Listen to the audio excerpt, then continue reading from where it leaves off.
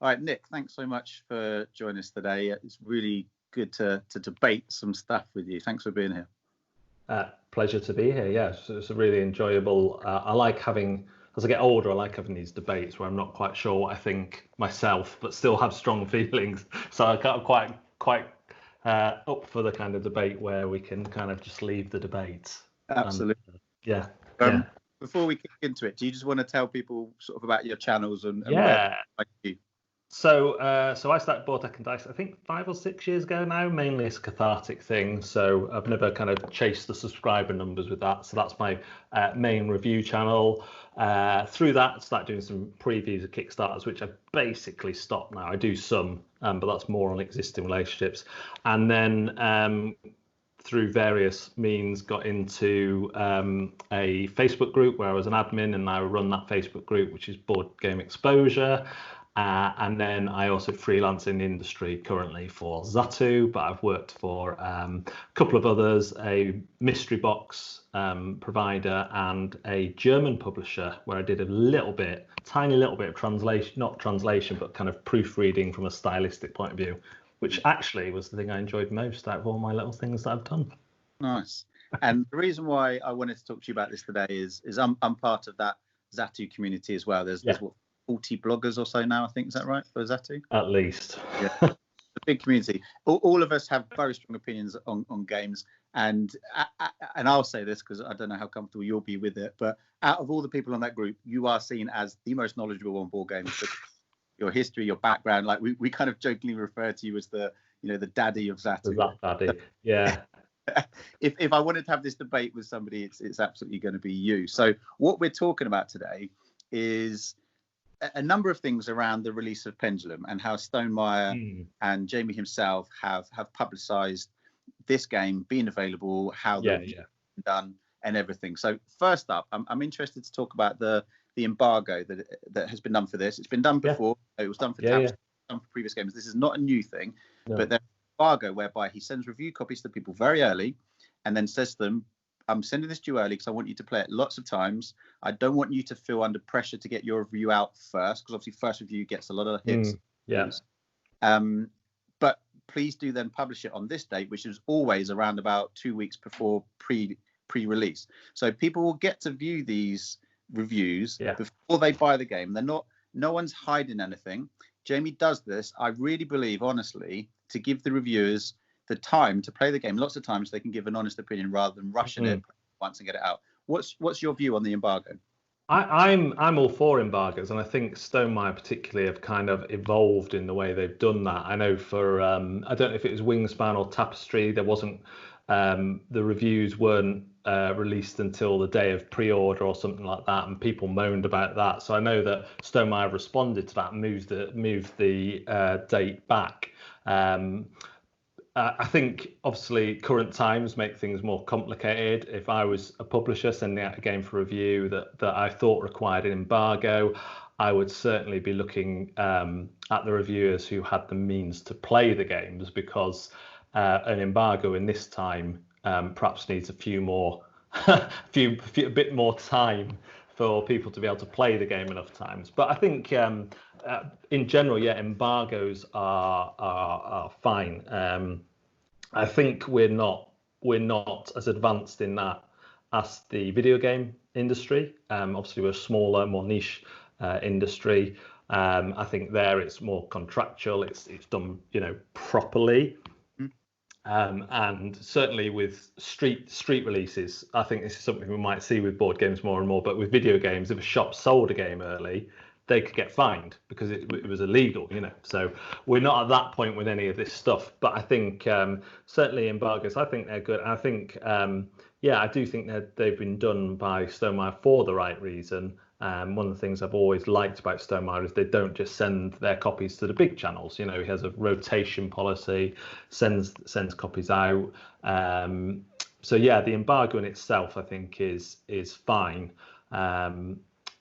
It's more kind of deadlines in general for getting content out by a certain date, where it can be a bit more woolly, I guess, or a bit more difficult. After a certain date, it's fine. that's where this is developed. So anyone who hasn't been on Twitter or following this, I'll briefly explain. So as Nick was saying, Jamie sends the review copies out to a number of people. I think on this occasion for Pendulum, it was 12 people. And as Nick was saying, it's not necessarily just the big channels. It's on the big channels. Like Dice Tower have done it, but they weren't one of the people that got sent a game. So I don't know how they got a game, but they weren't on the list of 12. I guess the biggest one on that list was he sent it out to Rado. But outside of that, there was a lot of smaller people with 1,000 or 2,000 followers, and much smaller. One of whom was Our Family Plays Games. Really great channel, worth checking out. They've done some really good content, and I enjoy what they do. And if you look at what they do, they are absolutely not the right channel for this game, because they don't like this type of game. But Jamie has just people who he thinks will like the game. He's just tried to get it out to a number of people. So first up, I think that's really fair. But like you were saying, Nick, he sends it out saying, please don't release until this point. But it doesn't say it the other way around, which is please do release at this point. It just says after this point you can, but don't do it before. And then we got to that point where I think out of the 12 he sent it to, all 11 of those 12 had released something, bar these guys. They were the only ones who hadn't yet for whatever reason. And then I think the Watch It Play channel via Rodney Smith posted something saying about the game, which they replied saying it's a bit chaotic, to which Jamie replied, what do you mean? It'd be nice to hear your thoughts. And they said, coming soon, to which he said, well, you've had it for 5-6 weeks now. It'd be nice for you to explain your point so that people who want to make a decision on the game could get your views rather than just a very vague message. And that was kind of it between all the official parties having these conversations. But the rest of the Twitter world went nuts, absolutely nuts. So what's your thoughts on that? I think firstly I would say I don't think that the initial tweet was meant to be malicious or a kind of pull your finger out kind of thing. Stonemeyer say they don't watch the reviews. I'm not sure. That's the one thing I'm not sure I believe in all of it, if I'm honest. I don't think, but that's because of my own weakness. I don't think I'd be able to not do that. But I do genuinely think it was a case of, given the state of the world today, given the state of the way things are, that it was perhaps poorly worded, poorly phrased, or at least phrased ambiguously enough that it could have been taken either way. Like you say, interestingly, it was picked up by other people and retweeted. I do think it's interesting for me. We were chatting. One of the things I've said to you about is, for me, it's one of the first times where people have backed the small reviewer over the publisher, and I think that is perhaps something that's I don't know, like. That surprises me that doesn't happen more. That usually in these cases of review copies, paid reviews, all that kind of thing, it's when it gets reported or tweeted or social media'd, it's usually the reviewer who comes off as the kind of bad guy if there is one. So that was quite interesting to me. Yeah, so I don't think it was the greatest tweet to send, but I do think it was just I can't wait to see you get there. And from the channel's point of view, I mean, if you're one of 12, then although you're not going to get drowned out in all the other board game voices, I mean, what do you do? Do you hit it that first day knowing that 11 other videos are coming out? Or do you say, well, we'll leave a bit of anticipation for ours? People know ours is out. We'll let them watch the other people's views. Then we'll chuck ours up a couple of days later. So I don't think in essence, I don't think either side did anything wrong, apart from kind of perhaps a misdirected tweet. And the trouble is, people want your response to that so quickly these days. And I know what I'm like when I do something wrong or that has been judged to be wrong, and I go. I think I saw a tweet later where Stonemeyer actually said, "Yes, you're right. Actually, we shouldn't have sent it like that." But then by that point, you can't do wrong. You can't do right for doing wrong. So, but I need to go away, think about it, reread it a few times, take my 10 minutes to cool down, and then go, oh yeah. And you're not allowed to do that. Social media doesn't move that slowly for us these days, unfortunately. So I just think it's one of those unfortunate situations, really. It's a difficult one because in essence, in summary, what happened was, a copy of a board game that's obviously very important to a publisher, and everyone thinks Stonemaier are massive because they've had big successful games, but this is their 10th game. Like they've not got that many. This is their 10th, and they only have 2 full-time employees. And prior to January of this year, they only had 1 full-time employee, which was, you know, we're not talking about a massive, huge corporation here. We're talking about one guy who works, what seems to me, predominantly out of his house in St. Louis, and puts out, you know, really good games. But there is such a polarizing opinion on anything now, not just board games, films, games, everything. Such a polarizing opinion now on everything. People have to say something is either amazing or terrible. Things can't be just okay anymore. And because previous games from Stonemaier, like Wingspan, sold so many copies, won so many awards, caused so much controversy. Biggest one for me was that it won Best Card Game of the Year for BGG, and it's not really a card game. Everyone just goes nuts. But it's that Coldplay effect. Like if something gets so, people have to see that they want to knock it, and they're just waiting for that person to do something wrong and attack them. And all that happened here was Jamie said to somebody who had been sent a game with loads of notice, "Could you explain your point, please?" Because if they hadn't said anything, like I don't think the issue here was that they hadn't released their review yet. It was the fact that they hadn't released their review, but released an opinion without explaining that opinion. And he said, "Could you explain that opinion, please?" And all that people were slagging him off for was that they said he was putting them under pressure to release their review. And it's like, what, 5-6 weeks after having the game and after publicly tweeting an opinion, an unexplained opinion about it? Yeah. My stance is he did absolutely nothing wrong. He obviously felt he did because he apologized. And I've spoken to him about it since, and he's really remorseful. He's really regretful of it. I think he's really down. He's really hurt by the reaction, but he feels bad for what he's done. And what I was saying to him was, from my personal opinion, it's hard to do anything nowadays on social media that doesn't get a reaction. I'm sure this will get a reaction, you know. Yeah. But the reality is, he's just said to reviewer, "Could you explain your thoughts?" That's it. Yeah. And people, how outrageous of you to put them under so much pressure. What pressure? He just asked them to explain a comment that was potentially seen as maybe bad. So he was like, let people know why I think it's bad. And then having seen the video now, I don't know if you've watched it. I watched it.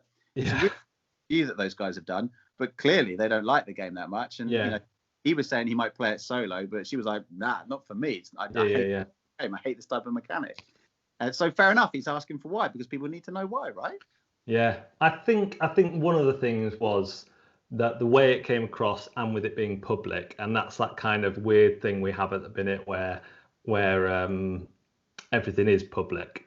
You know, like I say, my gut feeling is that this wasn't an attempt to pressure. There's a recognition that it could have been read that way, and so rightly an apology. You know, that's fine. I think the wider kind of sensitivity that came about, and like I say, I wonder if this has been bubbling for a while because I've noticed it on other games, is this idea of contracts and whether a publisher who sends you a game has a right to expect you to do something with it by a certain time. Now, that for me is really, really interesting because it links into kind of should people be paid for reviews? If they are paid, is there a bias? And I think, like, I've never taken payment for reviews. Some of my videos now do have this is a paid advert on them. Now, I do that because I do marketing through Board Game Exposure. Now, I try not to preview games that I've done marketing for. But sometimes the game's so good, or there's other reasons, it's a friend and I really want to help them out, that I feel like I will do it for this one. So Streets is an example of that. Streets I'm doing marketing for. I got paid for a marketing package, which is totally separate to the there was no need for me to do a preview video. However, I loved Villagers, I love Streets, I want to do another video. So just so there's no confusion, I marked it up as paid, I do a full description in the video, and I do a thing underneath. Even then, there was no expectation, you know, there was no expectation, there was a timing, we'd like this stuff to be out before the Kickstarter. That's easy when it's a Kickstarter because the deadline is built in, you know, that's like, and I have turned down more Kickstarters than I've done reviews, videos for, because people are coming to me with less than 2 months to go. And even if I've wanted to do the game, I've said, look, realistically, 2 months is not enough for me to play your game, learn your game, and do some content on it, even without the opinion that a review would then bring. And it's really hard. Previews are really hard. It's really hard not to put your opinion of the game in. I think if you watch some of my early ones, there's opinion in there, or you can see what I really feel because I'm avoiding saying some stuff. So that's one thing. And people accept payment for previews all the time under the guise of it's not opinion. My point would be you can't get away from bias. All reviewers have a bias. If a reviewer's just starting out and they're buying all their games, they're going to be more positive reviews because they're going to research. They're not going to want to spend money on duffers unless it's potentially a clickbaiter, I pre-ordered Pendulum through Stonemaier because it get me 2 weeks early. I know that will still be a good one for content, either on Zatu or Board Game or Board Deck and Dice. And my friends are interested in seeing how it plays. And I'm willing to put the money into that, especially with the discount that being a Stonemaier champion gets me. Do I think I'll like it? I think I'll probably like it, but I think my game group will hate it. So do you know what I mean? It's not one I would normally buy. So there is that. Yeah. As soon as you get sent something free, I think there's a naivety is that payment is somehow different to getting sent something free. Yes. Because as soon as you get something free, I have a dilemma of, this person sent me something. I don't want to do a bad job for them. I don't want to say nasty things, which I had to get over very quickly. And so in some ways, that's no different to payment because the same feelings are there for me. So if I was being paid, I see getting a game as sort of being paid anyway. Yeah. Sometimes you're sending it on, so it's easier to be mean about it if you're sending it on, I guess. But I always have that dilemma. And what I would do with preview games is I would feed back before I did a video. With full games, I don't, And the other thing is, if I get sent a full game where there's been no contact, someone send me one out of the blue, I don't feel any pressure to review it because there's no agreement at all there. So yeah, quite a few things there. So I'll let you dissect those. What he's done, obviously, he sent out letters to these people and said, would you like to be one of the early receivers of this game? And we'd like, nothing to go out after this date. And like we kind of talked about earlier, I think maybe there's a mistake there where Jamie has put the language in as in nothing before. He hasn't then said, and please do it before this point. He hasn't agreed really a date for it to go out. He's just agreed a date for it to not go out before. But I think the implication is there that, at that point, you've had 4 or 5 weeks. It's enough time to play it. The implication is absolutely there that it wants to be played. But to get to the core point here is, I don't think in anywhere at all was Jamie irritated with the fact that they hadn't released their stuff yet. No. It was the fact that they released opinion without backing up that opinion. They said something without saying why. Now, if they had replied, because the interesting thing about this, I don't know if I missed it, but on the Twitter, I don't really see anything coming back from our family plays game. No, I didn't. Yeah. Anything. Because they could have simply replied back to say, they say the game's a bit chaotic. James says, could you say more? They came back and said, we'll release something soon. He said, okay, well, it'll be great to see it soon because I think it's people 2 days, they could then say, our thing's coming out in a day or 2 days, which is what it happened. And that could have been the end of it. But like you said, Twitter doesn't give you that time. And in between stuff happening, everything went a little bit chaotic. And I assume both parties just decided to back out at this point. But for me, the implication was there that, you are one of only 12 people who is going to receive this game. And there is absolutely an expectation. But I think Stonemaier are changing their word and in the letters that they're sending out. But it's still, like you said, it's still not a contract. But for me, if I was one of those 12, I would feel indebted. I haven't been paid, but I would feel indebted to get something out as soon as I can before pre-release starts to give people the opinion, because there's only 12 people in the world that can do that. You're one of only 12 people who can do that. Yeah. I think I would feel the same kind of rush. Again, whether I would then think, hang on, I don't actually want to release it on the embargo day because I'll just be drowned out by, 12 is still quite big. But maybe I'll say, maybe I'll share the other people's and maybe I would have gone back and talked to Jamie about that and said, look, maybe a drip feed approach is better here for you. For one comes out here, that's better for all the creators. But then you've got who goes first? Who gets that first kind of thing. So, but I think drip fed content. I always talk to Kickstarters about that. You don't want all your content to release the day before your Kickstarter. You want drip feeding, you know, so it's in people's consciousness. Pendulum doesn't need that necessarily. And I think to go back to the point you were talking about earlier, where you said Stonemaire's only a small company, it's all about how people view things. And people think the board game industry is, I mean, it's old, but in terms of how its popularity, it's really been the last few years, probably since I started playing, actually. It's all down to me, basically, is what I'm saying.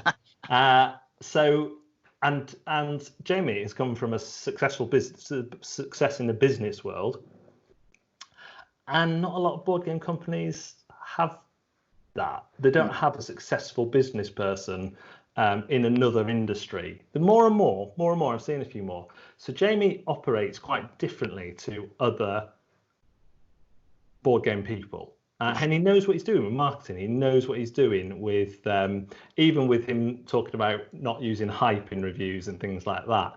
He's very, and I don't get how we think that's a bad thing. Like, we all know it. So I got Wingspan. I really bought into all that hype. I was like, yeah, it is a good game, but it's not what I thought it was, you know. And Jamie was saying, oh, it's a bit Terraforming Mars, bit this. And I was like, right, when Jamie says it's a bit Terraforming Mars, he really means it's a bit, you know, it's a bit. So for Tapestry, my expectations was in line. I was like, right, I'm a grown adult. I can read between the lines. Jamie's saying this, this, and this. I already think it's not going to be a civilization game from what I've read. I'm not as interested as I was with Wingspan anyway, which still, you know, I think that was the difficulty with Wingspan, is you could have described it exactly as it is, the new gateway standard, you know, and that would have been just as appealing maybe. Tapestry is a bit more different. And Tapestry, it's a good game. It's not one that probably I would keep, with my collection being so big and me having pressure to downsize all the time. So then when the stuff comes around for Pendulum, I'm kind of a bit more cautious.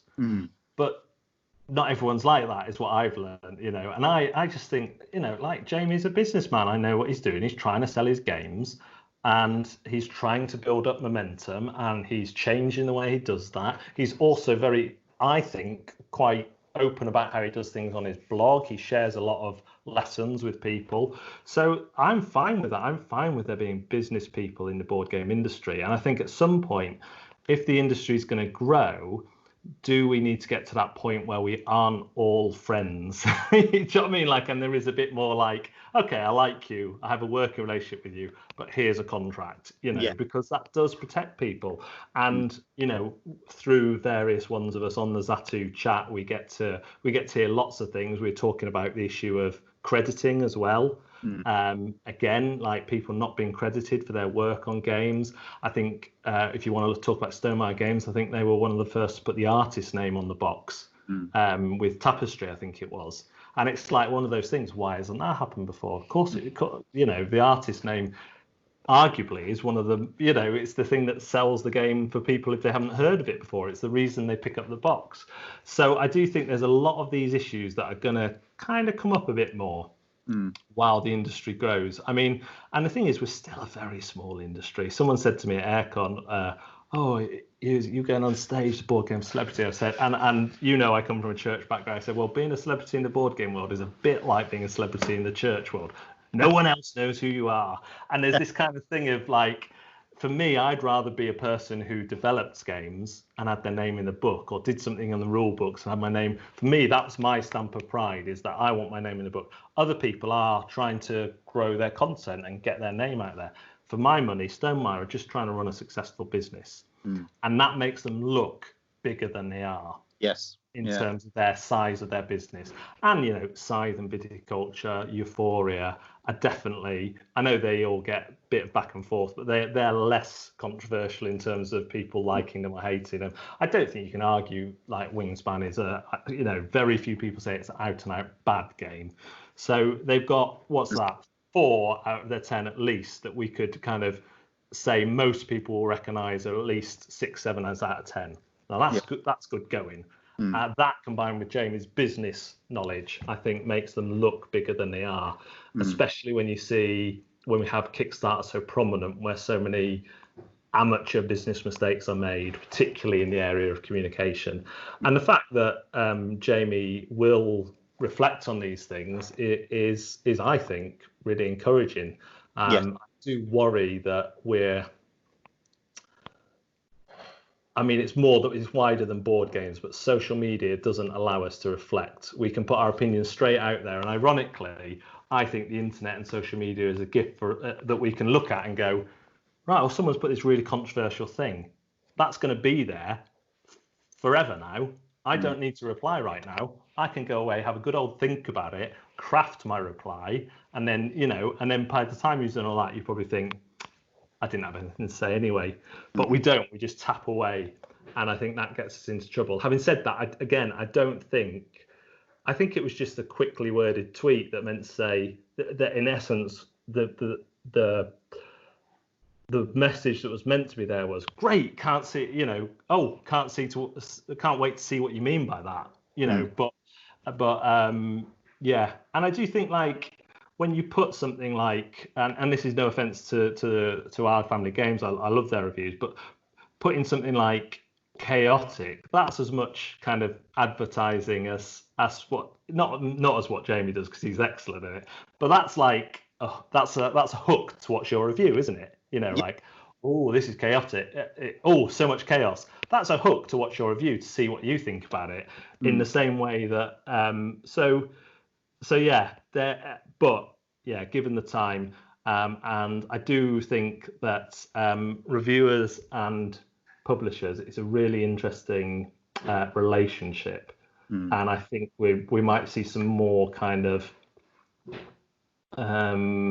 stuff happen on that. And like I say, all the stuff that's happened so far has been directed at the reviewers, and I wonder if that's part of the issue is that Jamie has inadvertently stood on a landmine that's been waiting to go off for some reviewers, where they're like, why are we always getting told we can't get paid? Why are we? Because let's be honest, it comes out of a publisher's marketing budget. So from a marketer's point of view, for me, I'm always like, why is no one going this evil corporation with their marketing budget getting cheap advertising by paying reviewers?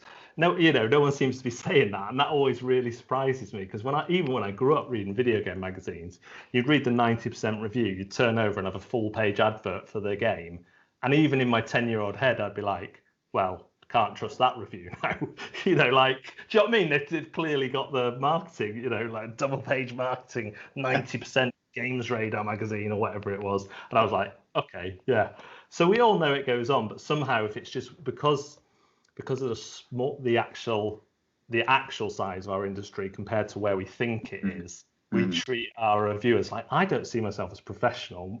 I think my knowledge that you alluded to earlier comes from how the widespread I've had in the industry. That's what kind of like I've been able to learn so much from other people about Kickstarter, about I know bits about jack of all trades, although I say less than jack of all trades because I don't feel I'm quite good enough to be Jack yet. But like I know bits about different things, and I hear bits because of that. I hear different things. But yeah, I think it's one of those interesting things. And coming from a reviewing background myself, my initial gut feeling is always to side with the reviewer, which is why I try and take that 10 minutes before I go, well, hang on.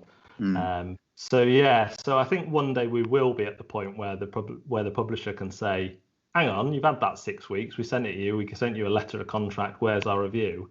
I think at this stage it's just a case of a publisher will make a little black mark in their list, which is what I've done with publishers in the past. I've had poor communication, I've had promises of future games to be sent, oh yeah, we'll send you a copy after the Kickstart.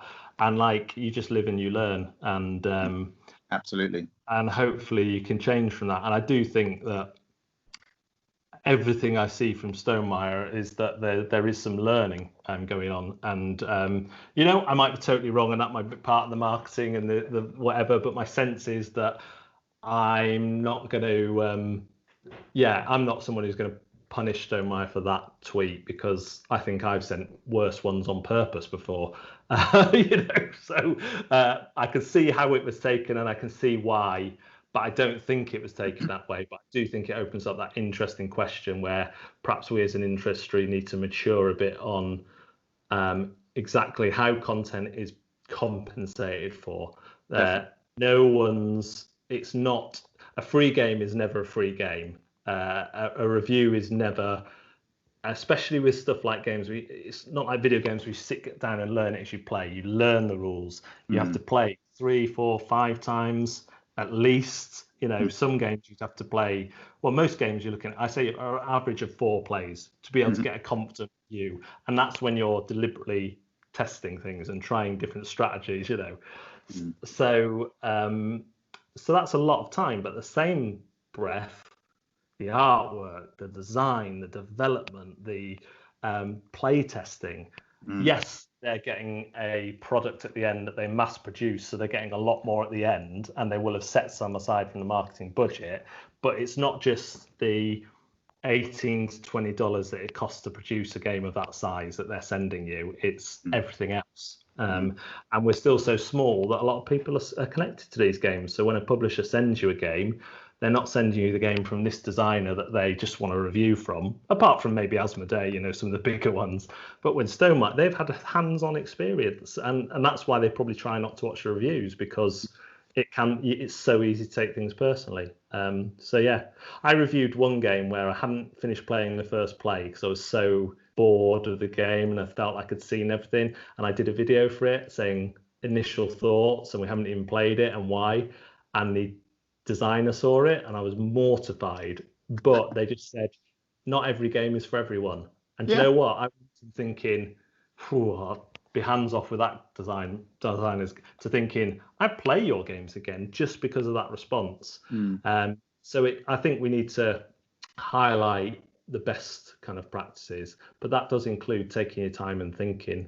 We're a bit of a mess, and I've been chattering on, haven't I? Fascinating to hear. And I think that sums it up really, is that ultimately, I think what both of us are saying, I don't want to put words in your mouth, but I think what same as me, is that neither party here has done anything wrong. Jamie sent a game that he wanted a review for. They have since done a review that is really fascinating watching. And prior to that review coming out, they said something that sort of teased something about it that he asked for an explanation from, which they have since given. Like, really, in my opinion, neither party has done anything. It's just like you said on Twitter, that you don't have a time for anything to pause. If this correspondence happened over letter, I mean, come on, nothing would happen. And actually, how many more views did it get because people retweeted Jamie's response saying, "Oh, when's that going to come out then?" Like, it probably didn't do the views any harm, didn't do the pre-orders any harm. If we're honest, there's no bad publicity in a lot of ways. I mean, I don't think that's necessarily always true, but I think in this case, I think a lot more people would have discovered Our Family Games, which I think they should. I think it's a really good channel. I think it's quite different to a lot of channels that are out there. And I really enjoy watching a couple who have such different tastes. Chat with them. I think that's amazing. But I think it's not done anyone any harm ultimately. Like you say, and it's often the people around the edges who get into the debates more. And like I say, if that happened to me, and I've done this and I've not done it in the past, the best thing is just to not reply often. You will never be able to win. You'll never be able to show someone that you've changed enough, or you're not like the assumption they've made through replying immediately on Twitter or Facebook. The best thing is just to show it with the way you live and the people who actually know you, to be honest. So I think it's interesting. We'll see where it goes. We'll see if I'm right about the reviewer and publisher relationship. We'll see. It has to be solidified. Contracts probably need to be made. I mean, when we were talking about this on the community of the Zatu bloggers, I was saying that whenever somebody sends me something for a review or preview or any content they want, I always try and agree terms up front. I come from, and so I proactively ask, what do you want from me? When do you want thing by? Is there anything you do and don't want me to say? I check those things myself. The review is always going to be my honest opinion, but when it goes out and how it goes out, in my opinion, if they're going to send me the free game and pay for the postage, and a lot of these things come from Australia or America, it costs a lot of money. Like, I got something the other day that cost the person who sent it 3 times the cost of the game due to import costs and postage costs. I feel I'm duty bound to do something. Positive or negative, that's up for me. But when and how is up to them. So I think that definitely needs to be solidified, because the reality is, and my last point on this debate is this: the reality is, as much as I would love, to be paid the same as I am in my day job to do what I do for my hobby, it's never going to happen. And in my honest opinion, I don't think it should, because if I did start charging for something like that, well, there's 1,001 other people who are willing to do it for free. The reality is, we don't live in a world of mass communication anymore, where you have to pay for the one TV network or the one radio station if you want to get content out there. There are literally millions of us out there. We've all got access to the stuff, to use iPhones or whatever to get content like this out onto the internet. So all of us can do it. So really, do we ever have the ability to? Yeah. Well, I think you're not paying actually for the person in any way. If it was honest, it would be what you're paying for is the audience, and you see that on Facebook now, because you're seeing channels like Cardboard Revolution and the Dice Tower are running adverts for other people's games, and that's quite interesting. So to me, that says that the publishers are going, hang on, they have a targeted audience, or they have much better stats, because it's much wider than just ours. They'll go to a board game. So you're paying for the audience. Well, yeah, I mean, I think the interesting thing about this debate is it's probably going to rage on for ages. But, I hope, like you said, that neither party suffers from this. But I imagine from Jamie's perspective, he feels bad for putting pressure on where he didn't intend to. And I presume, I haven't spoken to them, but from our Family Plays Games, they feel maybe a little bit awkward about creating some tension when they obviously didn't mean to. They were just saying, this game is a bit, chaotic, which is obviously what they honestly thought. And they've since said a review that says that. I hope all this can sort of die down. And you can see in the review that they're almost gutted that it's not for them. I thought more than any of the other reviews, they're like, is it for us? And they're like, oh man, no, it's not. And I'm not surprised, because it's a big game for them to get, and they're doing really well, and they deserve it, definitely. But I would be exactly the same, even as a champion, having pre-ordered it at a price, I'm nervous about whether I like it or not. But that's fine as well, isn't it? Like, there can be duffers, and there are going to be people that like it. There are going to be people that like it. There are going to be people that are looking for the next Scythe, the next viticulture. Ultimately, this wasn't even designed by Jamie. It was, he did the development on it. So, it's just a game, and it's one of those interesting things that kind of, I enjoy some really crappy video games that probably would get 5 out of 10 on. Do you know what I mean? And probably the same with video games. We've all got with board games, we've all got our guilty pleasures that we enjoy playing. That everyone else is like, oh, you play that kind of thing. So it's all opinion in the end, anyway. And I think if we just valued our opinions less and realised that actually that's all board game reviews are, they're giving their opinion. And the way I've watched so much of the Dice Tower that I'm not actually looking for the score at the end. I'm looking for who's reviewing it, how do I line up with them, and that changes over time. So I used to line up more with Tom. I find I line up more with Z now, so I pay more attention to. But I always watch Tom's reviews, because I know from the way he talks whether it's worth me trying out the game or not. So yeah, I just think it's that thing, isn't it? The internet's made our opinion even more king, and for me, I'm just at that age of life, almost 40, where I'm like, God, I still want to debate as though I've got an opinion and it's valid, but I want to have that opinion be flexible enough to be challenged and changed. And I think that's the best you can hope for. And ultimately, a lot of these things, when they blow up, are more trivial than we like to think. And there's something else going on below. And I do think that's the case here. I think there's a kind of reviewer publisher tension that, because of the friendliness of the board game industry perhaps, and the fact that we're now getting to a more professional point, hopefully, is just bubbling a bit. Absolutely. Well, yeah, I mean, I think the debate is going to rage on, but I really appreciate the time. I should probably say, for clarity, that this is a paid review from someone. You've been paid literally thousands of pounds for it. I've been paid in crunchy nuggets. Get it in. This is just two people having a conversation about something they're interested in, and we were coming at it from similar angles. Come to Meatball Summit next year. I'll obviously edit that out, because that's outrageous. But no, we just wanted to have to sort of to get it out there, because I think it's important, like what you said, it's absolutely important that the industry grows up a little bit and contracts become a little bit more solidified.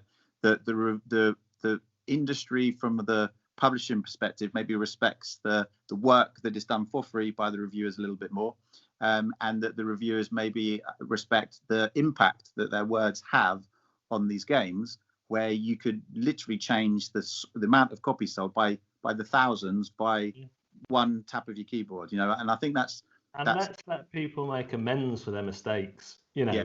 if it's a genuine mistake, we don't have that. We don't have much forgiveness and restoration in our society. And for some crimes, that's perfectly understandable. But not every crime is equatable to the worst of all crimes.